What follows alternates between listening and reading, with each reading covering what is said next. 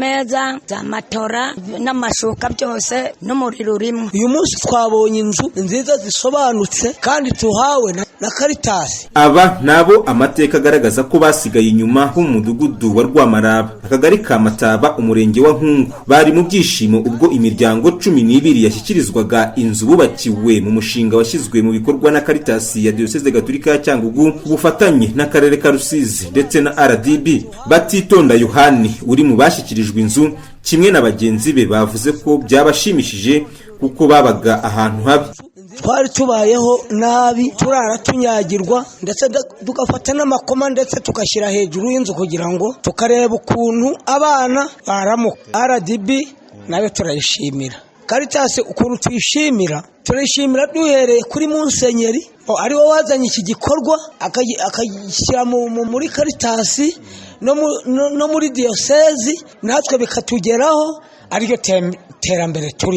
Aba baturage bakomeza bavuga ko aho gahunda yo kubasangiza ku nyungu ziva mu bukerarugendo itangiriye, barushijeho kumva akamaro k'ubukerarugendo ndetse no kugira uruhare mu kurinda iri shyamba rya Cyamudongo ryahinduwe agashami ka pariki y'igihugu ya Nyungwe.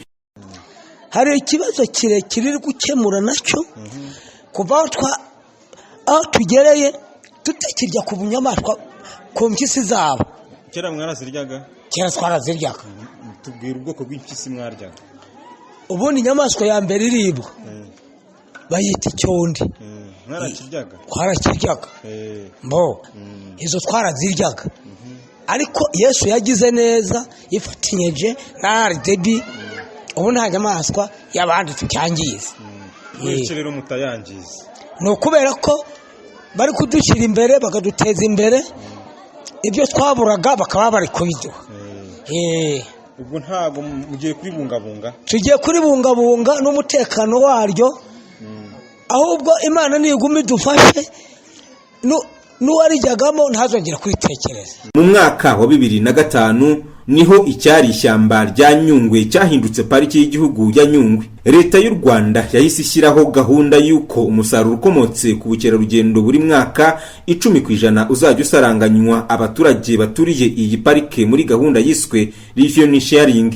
Ari naho mu mwaka wa 2020 ikigo cy'igihugu cy'iterambere RDB cyahaye inkunga akarere ka Rusizi yo kubakira abaturiye ishyamba rya Cyamudongo batishoboye, bityo akarere nako gatoranya Caritas ya Diocese Gatolika ya Cyangugu nk'umufatanyabikorwa mwiza uzabafasha kubishyira mu bikorwa, nk'uko bisobanurwa na Habineza Valence, umukozi w'akarere ka Rusizi ushinzwe amashyamba n'umutungo kamere, akaba nakurikirana imishinga iterwa inkunga na RDB.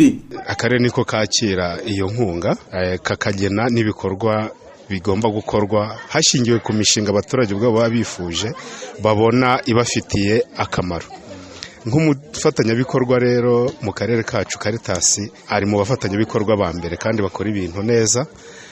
Hose rero bifuza ko aribo bajya bakora imishinga nk'iyi ngiyi, cyane cyane nk'imishinga ikomeye, kubera ubwiza babikorana kandi n'uruhare rwabo bashyiraho nabo kugira ngo ibigenerwa abaturage birenge ibyo n'ubuyobozi bwabageneye, ahubwo nabo bagashyiraho uruhare rwabo rukomeye rwo kongera byongera ku nkunga akarere kabakabo.